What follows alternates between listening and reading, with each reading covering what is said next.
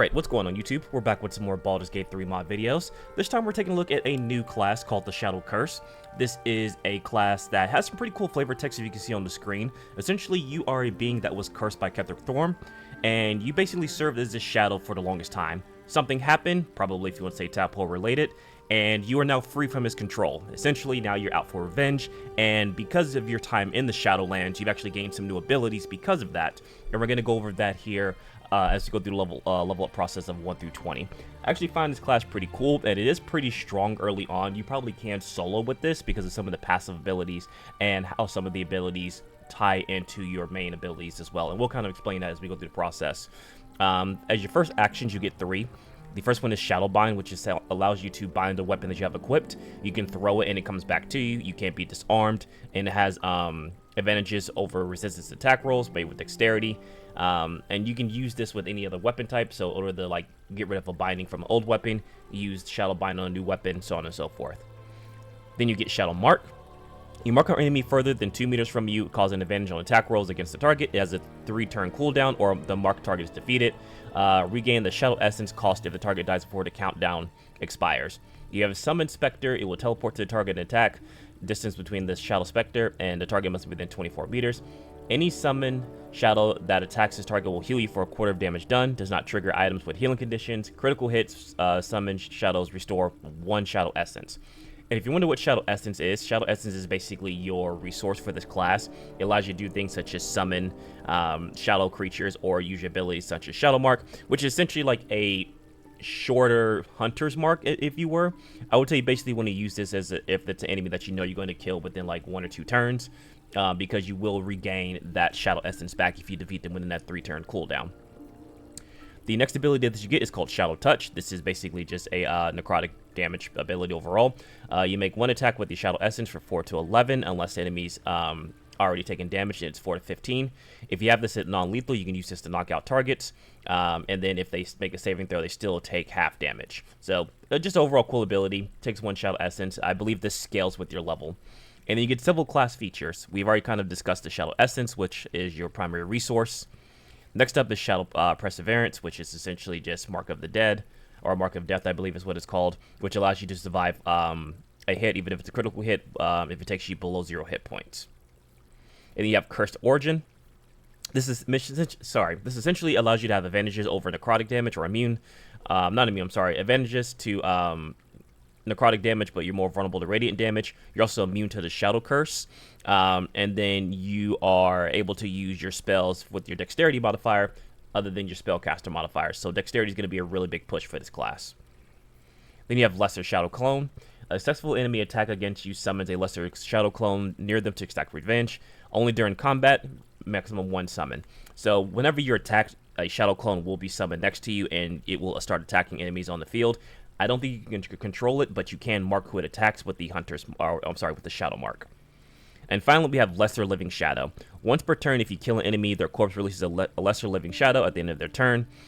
Only during combat, a maximum of 1 entity. So when you kill an enemy, it also summons a shadow creature. So you'll be having multiple shadow creatures on the field that you control, essentially, allowing you to regain your Shadow Essence, allowing you to use more spells such as Shadow Mark, Shadow Touch, and other abilities as we level up. So I know that was a lot of bit of explanation of what these do, but I feel like I need to break these down because it makes more sense for me to break these down. That's kind of always how I've done my videos, more so than just trying to do like a quick fire of like, oh, you do this, this, and this. So that's why some of these take so long. In terms of abilities, like I mentioned before, Dexterity will probably be the primary one in Constitution. You can go Strength depending on the weapon that you're going to be using. However, if you're going to be more based on spellcasting, I would say Dexterity would definitely be an option. You can go Dexterity and Strength if you want, and kind of like put Constitution as like a back burner. It just depends on your preference and play style. You can always respec later on. In terms of fighting styles, you get the choice of fighting style at level 1. I've chose great weapon fighting, but you can do things such as protection, 2-weapon fighting, anything that kind of tickles your fancy. So before going into the level up process, I did want to go over some of the equipment that you get starting out. You get a Shadow Curse circlet. You get a cloak. You get a Curse Plate Armor, which again, this doesn't have like any special abilities, but it is pretty good. Heavy starting armor. Same thing with the Shadow Curse gloves and the boots. And then you also get a Shadow Curse Axe. Again, these aren't really like too special.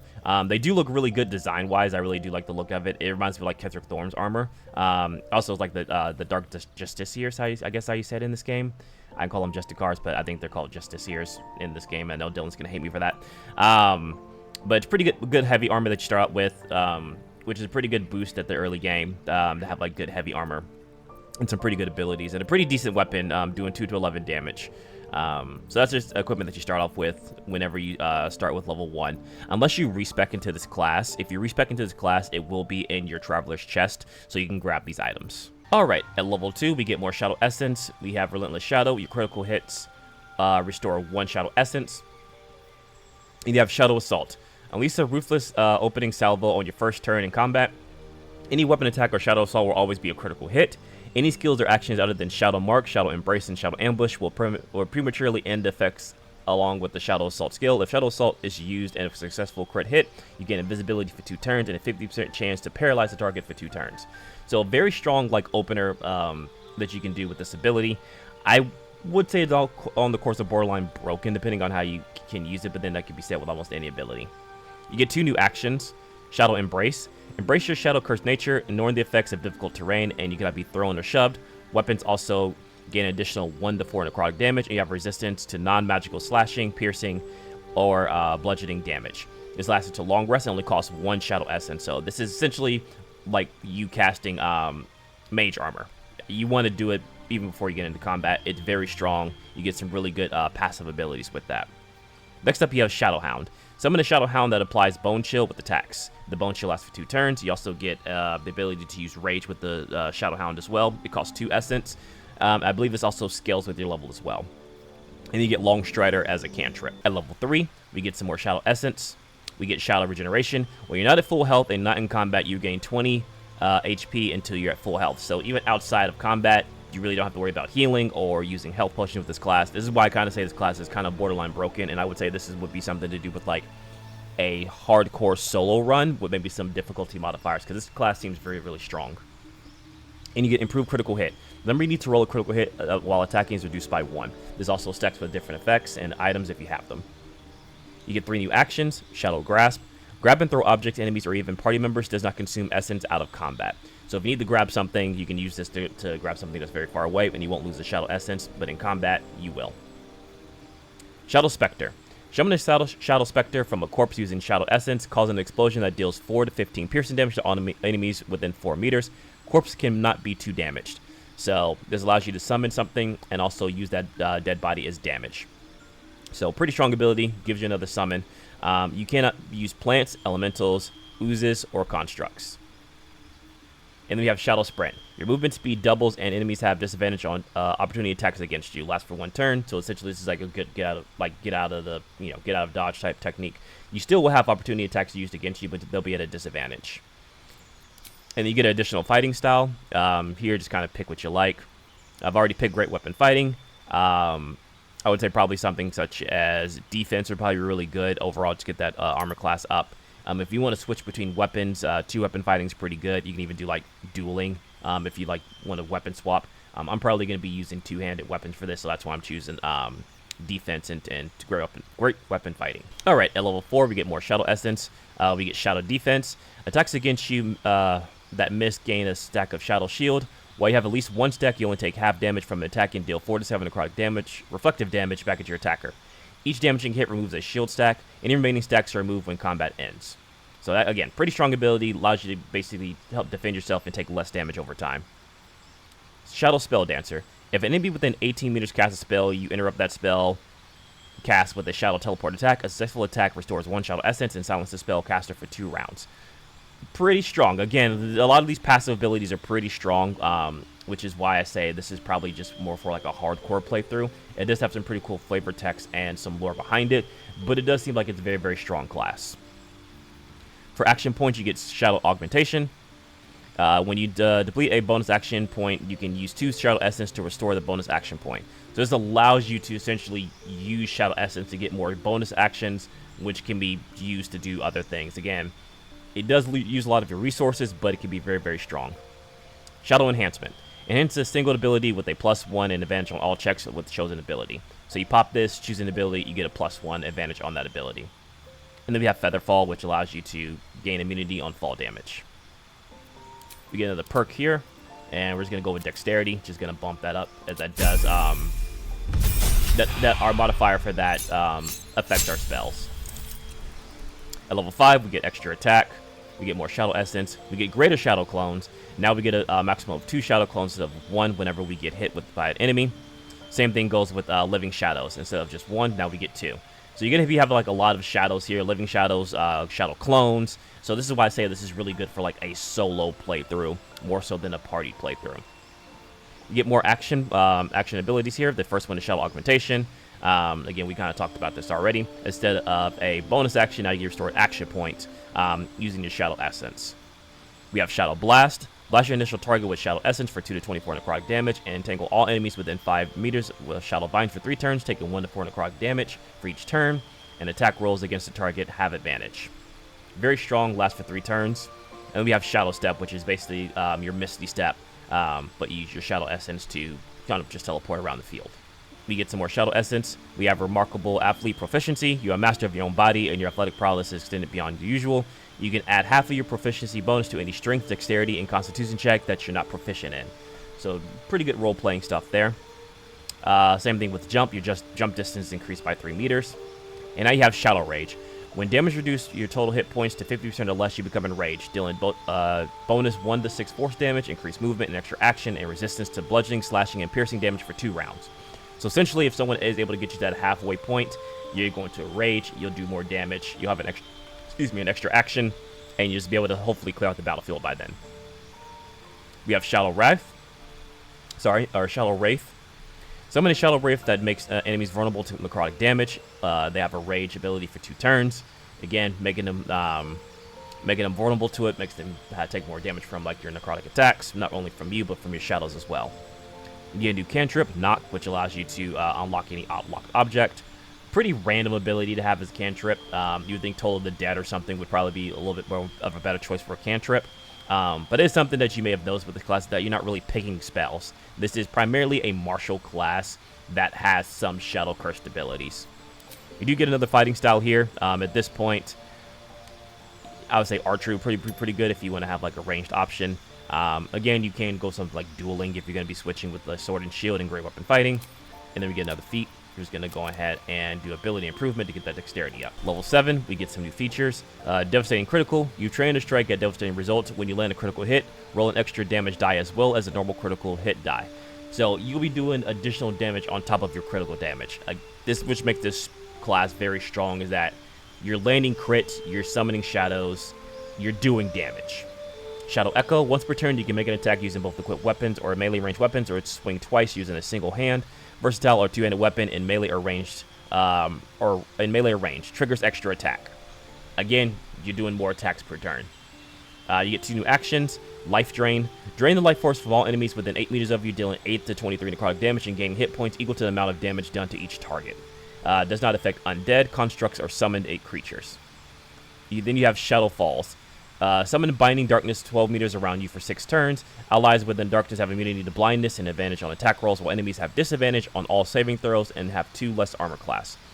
Enemies ending their turn within the darkness or grasped by Shadow Cursed Vines take 2 to 16 necrotic damage on successful dexterity saving throw, or 4 to 32 on a failure. It lasts for 6 turns. That is very, very strong.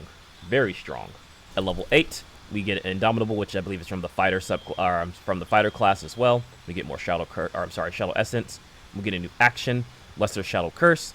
Shadow Curse all enemies within 18 meters from you. Affects enemies have disadvantage on attack rolls, ability checks, and suffer 1 to 6 necrotic damage if they move, limiting their movement speed by half. If the affected entity is not moved during their turn, they take 4 to 24 necrotic damage at the end of their turn. So basically, you're going to be taking damage either or, but it's better to move and take that 1 to 6 and then just kind of stand still and take the 4 to 24. However, you can use something as like Holding Person or Holding Monster. Use Lesser Shadow Curse. They can't move. So they're going to take that full 4 to 24 necrotic damage at the end of the turn. We have Speak with the Dead, which is kind of weird that you get this so late. So you'd think this would be a little bit more earlier as a cantrip. But you do get Speak of the Dead, which is pretty cool. Here, I would say something with along the lines of alert, or you could do savage attacker, which will just give you more opportunities to do better damage, get a better crit, things like that. Either or. At level 9, we have some more shadow essence.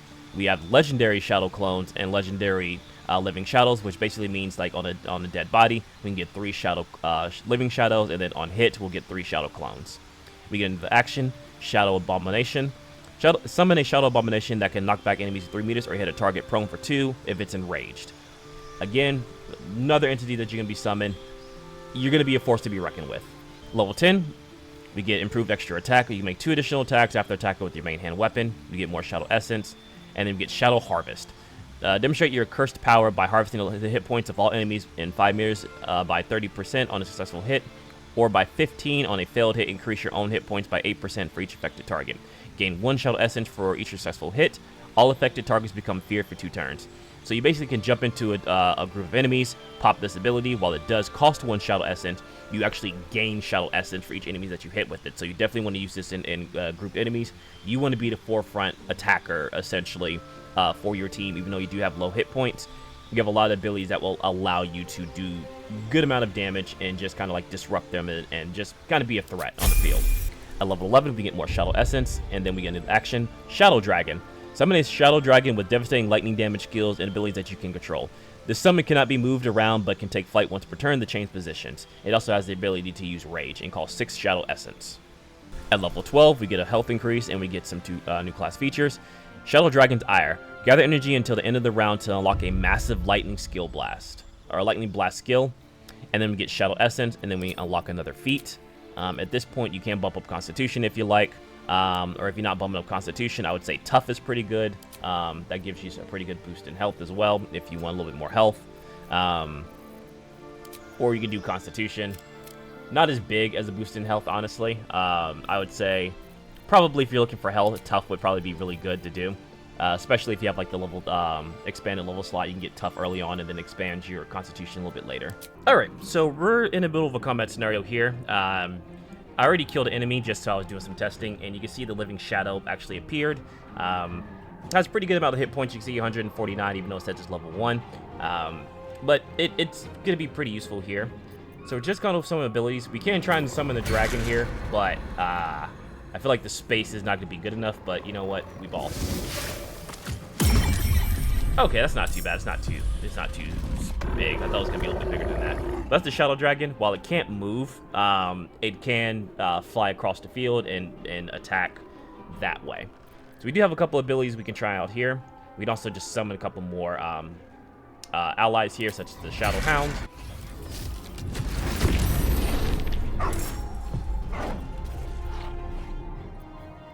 We have the Shadow Wrath we can also summon. So again, you can do a lot of summons, and none of these cost action points, which I think that's a way to probably like balance this class a little bit, is to have these cost like an action or a bonus action. So I can just put on my Shadow Army here essentially at the beginning of the round, and I already have 4 companions with me. So I'm going to try and use Shadow Harvest. And now you can see they are fearful, and I did actually harvest their abilities. So I got increased health points here. As you can see now, I'm almost at 300. We still have our main attack that we can use. We do have our Shadow Echo Melee. Attack twice with either weapon equipped with dual wielding. Swinging twice. Attack twice with either both equipped weapons if dual wielding, or swing twice with a versatile or two-handed weapon. Works with extra attacks. So you see there, we actually did 2 attacks. This does work with the extra attack if we wanted to use it. So essentially, you can attack and then use that ability first.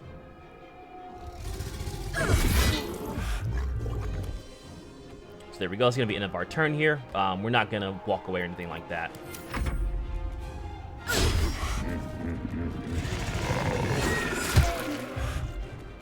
And there you go. And as you saw there, that creature now has vulnerability to necrotic damage from our Wraith that we summoned. So we do have the Shadow Dragon. Fortunately, like I said, it can't really move, but we can fly. We only make 2 flights, which kind of sucks because it takes a security die. Kind of sucks, but it is what it is.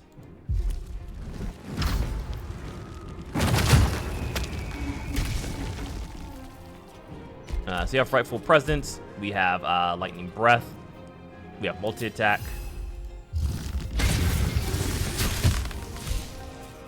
and as you can see, it does quite a bit of damage. We're going to ignore that. That didn't happen. I don't know what's going on there. Could just because it bugged out and died in that corner. We're just going to let that rock. We still have our bonus action here, but we don't have any other enemies to kill, so we're just going to end our turn.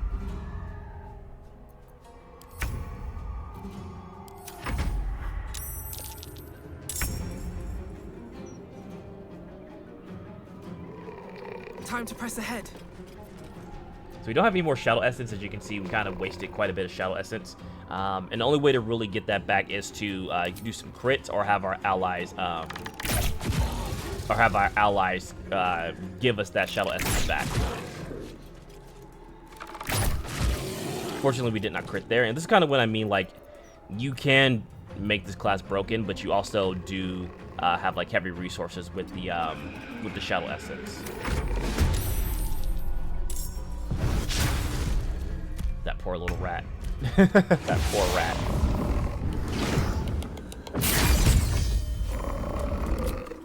And there's your critical hit there.